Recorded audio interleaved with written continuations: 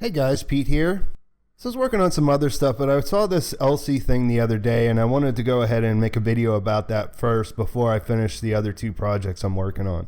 This video is going to be about what might have happened to Elsie and to a lesser extent Stubbs, and it will contain spoilers for everything that's happened in Westworld Season 1. So a couple days ago I saw on Reddit that there were some changes to the Delos Incorporated website. When you go there now, the homepage is all scrambled up, but there's still the admin login there. So someone figured out by talking to the chatbot Aiden on the other website that the word Reverie was a good thing to try for the admin login. When you put it in the box, this is what you see.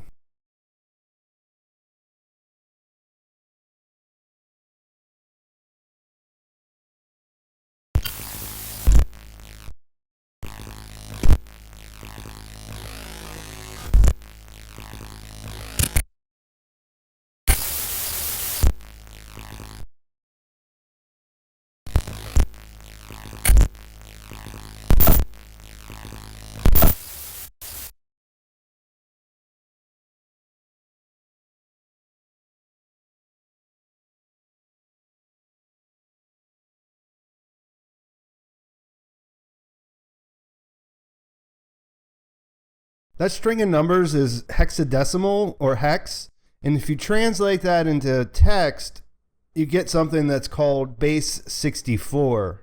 When you convert that, you actually get two links. The first is to a video that shows the location of Elsie's tablet. You can see that she's in Sector 20, or I should say that her tablet's there. So I'm not sure where Sector 20 is. I know that it's not the secret sector. That was number 17 where Ford has his cottage and all that.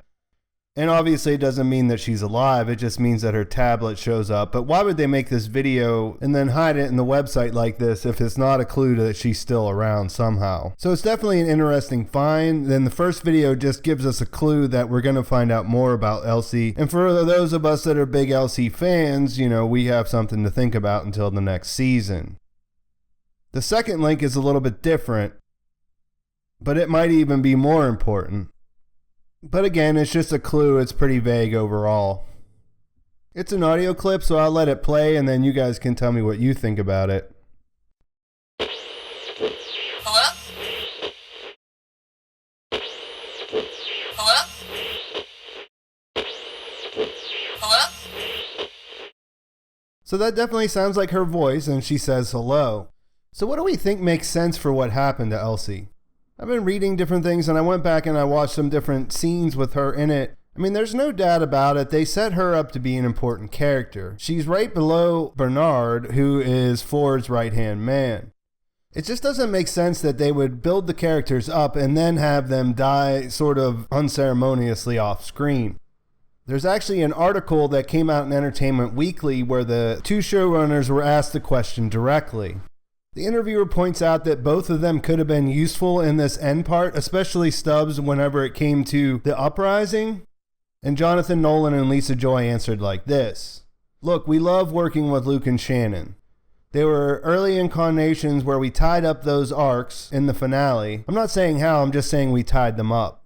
I wouldn't say tied them up. I would say we unspooled them in an uncertain future, where we elucidated their fate more explicitly. But their fates, we know where they're going and we'll get them there.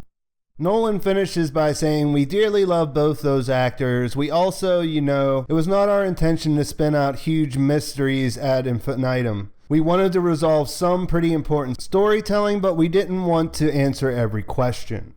So going back and rewatching some of the Elsie scenes as they relate to knowing that Ford was actually trying to have the hosts wake up and be able to stand on their own, she was actually a pretty important character. On first watch, she just seems like she's there to push things along with Bernard, but there are a couple times when you can tell that she actually has a real interest in the host development. I mean, it's superficially about how they are in the park, but she's clearly smarter than the average person about how things work. And then there's a couple weird scenes that don't make any sense, like when she kisses Clementine in the first episode. And then later she seems to feel real sympathy for Dolores in that scene in the street before she puts her in sleep mode. She also seems to be really competent and probably is the third most useful coder after Bernard and Ford himself. So we're all familiar with the scene with Bernard choking her, and I think there's a real possibility that Ford was being honest whenever he said that he never had Bernard hurt anyone else like that. All we see is him choke her. If Ford did have him kill her, he could have just told Bernard about it and then rolled him back. The reveries themselves is what brought that memory back, so Ford might not have realized that that was what was causing Bernard the trouble. Either way, there's a couple scenarios where she doesn't die at the end of that. The first, which I think makes the most sense, is that she was just being put in a chokehold that was supposed to knock her out, not kill her. The second would be that she realized when she was looking at the tablet before he got there that he was actually a host, and then was able to use voice commands to stop him. Those would have two different outcomes, of course. I mean, if she stopped him with voice commands, then she probably escaped into the park somewhere. But if he choked her out, then she was probably put somewhere for safekeeping. One thing that I checked when I was watching is that a lot of people asked in the comments, wasn't she on the phone with him right before she got choked? And the answer is no. If you go back and watch that episode, you'll see that they end their phone conversation with her saying that she's going to download the rest of the information and then meet him at his office. Then it cuts to a different scene, and there would have been plenty of time for him to get there and to choke her out. I think that takes off the option of it being Arnold and not Bernard, because I think that the finale pretty much made it clear that Arnold did die before the park ever opened. I'll be interested to hear what you guys think in the comments about that, but I think the most straightforward answer is the right one. Ford knew she was valuable to the park after the Red Wedding, if you will, the gala where they killed everyone off, so he probably had her put somewhere safe until the whole thing died out. And that would make a lot of sense with Stubbs, too. He was the one that was actually smart enough to be skeptical about how safe the hosts actually were. He carried a real gun, and he was ready to use it pretty much. And he even went to the extreme of saying that he slept with it under his pillow. The whole story of him being led out to Sector 17, where Ford's host family lives and where there's no service to connect to the network and all that. I mean, that just reeks of Ford trying to neutralize the guy because he could be a potential problem whenever things went down. He could also have been looking at him like he'll be a good resource for whenever the dust settles, and then, they'll have to move forward with the park after killing the entire board. Some people like the theory that Elsie was out there and she's the one who caught Stubbs so that they could, join forces, I guess you could say. I think it's a lot more likely that Ford coordinated it, but, there's definitely a chance that they are working together and they're just sort of waiting things out. Either way, it'll be pretty interesting next season to see where those two characters are, which I think we can tell from the interview with the showrunners that we'll definitely find that out, and they'll play a big role in the future. One thing I noticed when I was rewatching the scene at the theater was that when she's looking at her tablet, she finds something really big. We don't know what it is, but if you zoom in, you can see that it looks like she's looking at Dolores's profile on the screen.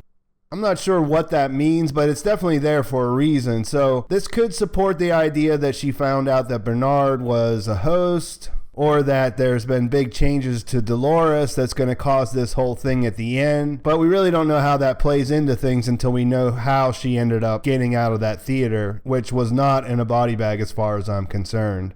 There are people who think that it might be that she was killed and he was making her replacement as a host. But Jonathan Nolan did say in an interview that host being made when Teresa was there was just for a dramatic effect. Like, he made a point of it. So if that's the case, then it wouldn't be misdirection. It'd be an outright lie that he lied to us about what that is there for. He could have just said, you'll find out later or something like that. But he said it was basically nothing. It was just there as a prop. So let me know what you guys think in the comments. This is all the evidence I could find. I'm in the camp that they're both still alive, Stubbs and Elsie, and they'll both come back to play a role. I'm not 100% sure what that'll be, so let's talk about it and let's see what we come up with. I'm still thinking about doing the Q&A and a couple other Westworld videos, but I'm going to be back on Game of Thrones for the next couple days, so if you have questions that you want me to address, leave them in the comments. Make sure you like the video and please subscribe to my channel. Thanks for watching. I'll talk to you soon.